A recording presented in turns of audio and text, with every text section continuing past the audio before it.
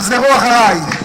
לא לפני שאנחנו נקבל על עצמנו כולנו מצוות ואהבת לרעך כמוך. אז תגידו אחריי, ואהבת לרעך כמוך. ואהבת לרעך כמוך.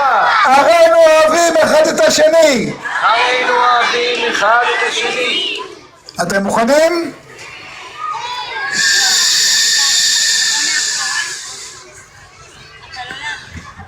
אני אומר שמע ישראל, כשנגמור אתם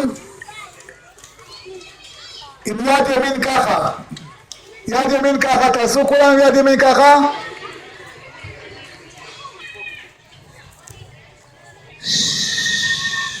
שמע ישראלנו אדוני אחד. שמע ישראל אדוני אלוהינו אדוני אחד. אדוני מלך, אדוני מלך, אדוני ימלוך לעולם ועד. אדוני מלך, אדוני מלך, אדוני ימלוך לעולם ועד.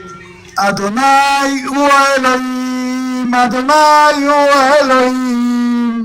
אדוני הוא האלוהים, אדוני הוא האלוהים.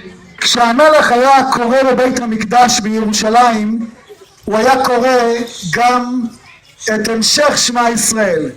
אז אנחנו נאמר את הפסוק הראשון.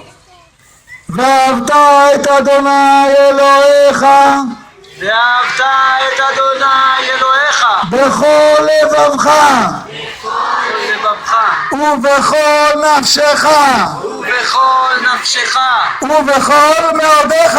ובכל מאודיך. אתם אוהבים את השם בכל הלב, בכל הנפש, בכל מאודכם. גם הוא אוהב אתכם. הקדוש ברוך הוא כמו העיניים שלו, כמו בבת עינו, אוהב אתכם לגמרי. אהבת עולם אהבתנו.